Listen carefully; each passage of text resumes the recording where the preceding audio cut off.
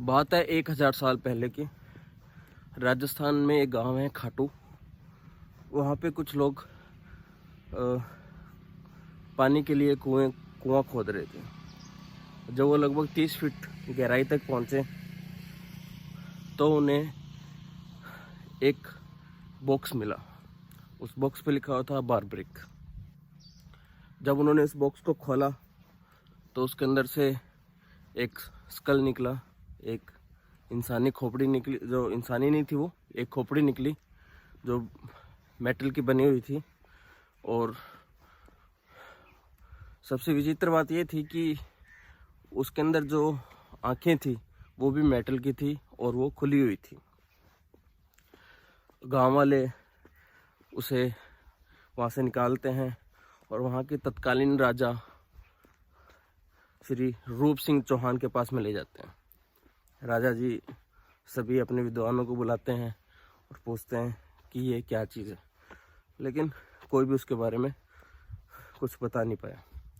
फिर कुछ समय बाद एक साउथ से एक साधु आए। उन्होंने बताया कि बारब्रिक महाभारत काल में एक बहुत ही बलशाली योद्धा था, जिसने जिनका विचार ये था कि जो भी हारेगा मैं उसकी तरफ रहूँगा। तो वैसे जो बारब्रिक शब्द है, वो बारब्रिक का अगर हम संस्कृत में यूज़ करें तो बारबरा का मतलब यही होता है कि इनह्यूमन। और इंग्लिश में अगर हम बात करते हैं बारबेरिक, कुछ ऐसा आता है, तो उसका मतलब भी इनह्यूमन ही होता है। तो नाम से ही स्पष्ट हो रहा है कि बारबरिक इंसान नहीं थे। और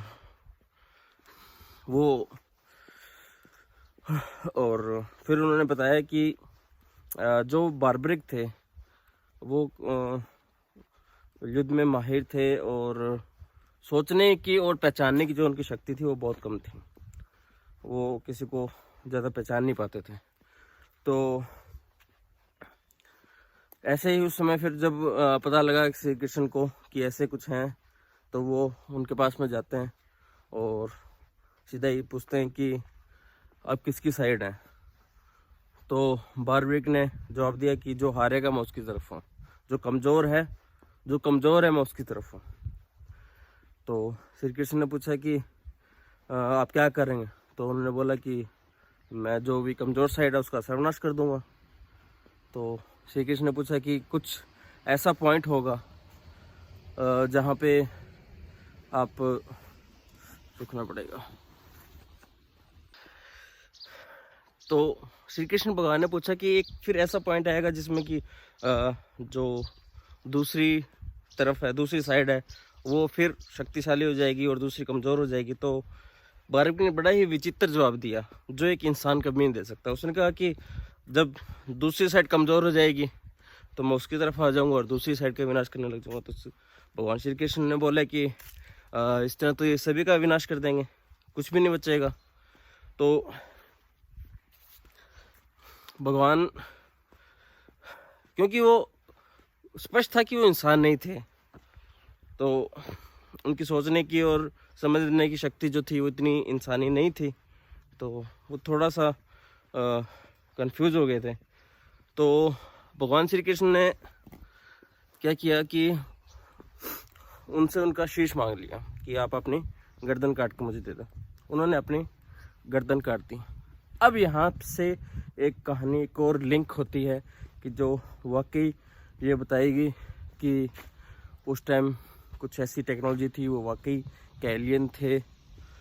तो भगवान श्री कृष्ण ने उनका शीश लिया और उसके नीचे 3 तीर लगा दिए और वो कुछ ऐसा बना जो आज के टाइम में हम बोलते हैं ड्रोन। वो कुछ ड्रोन की शेप में बना। भगवान श्री कृष्ण ने उसे जो कुरुक्षेत्र था, कुरुक्षेत्र के मैदान पे उड़ाया उसे। अब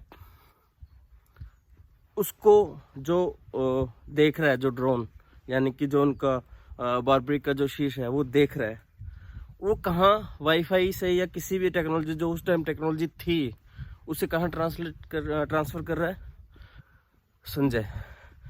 संजय वहाँ पे लाइव कहीं देख रहे हैं और उन्हें बता रहे हैं कि अब युद्ध में ऐसा हो रहा है। तो संजय के पास वो टेक्नोलॉजी कहाँ से आई थी? संजय कोई ऐसा नहीं था, नॉर्मल इंसान था वो भी। तो वाकई इन चीज़ों को रिलेट किया जाता है तो हम कह सकते हैं कि जो खाटू में जो मिले थे वो इंसान नहीं थे, और वो वाकई कुछ एलियन या कोई देवी शक्ति वाले थे, लेकिन ना ही वो भगवान थे ना ही वो इंसान थे। तो स्पष्ट है वो कुछ एलियन टाइप के ही थे। और जो आज मंदिर है खाटू श्याम जी में जो मंदिर है उसमें आज भी उन्हीं की वो प्रतिमा लगी हुई है, और वो भी सिर्फ शीश है, उसके अंदर धड़ नहीं है। तो कुछ कहानी में वर्णन है कि वो भीम के पोते थे, लेकिन अगर वो भीम के पोते थे तो जो मेन महाभारत है उसके अंदर कहीं और इतने विद्वान योद्धा का वर्णन क्यों नहीं है? तो कहीं ना कहीं वो इन सबसे अलग थे। और बाकी दूसरी दंत कथाएँ भी चल रही है, ये भी है, तो कहीं ना कहीं कुछ भी रिलेट कर सकते हैं।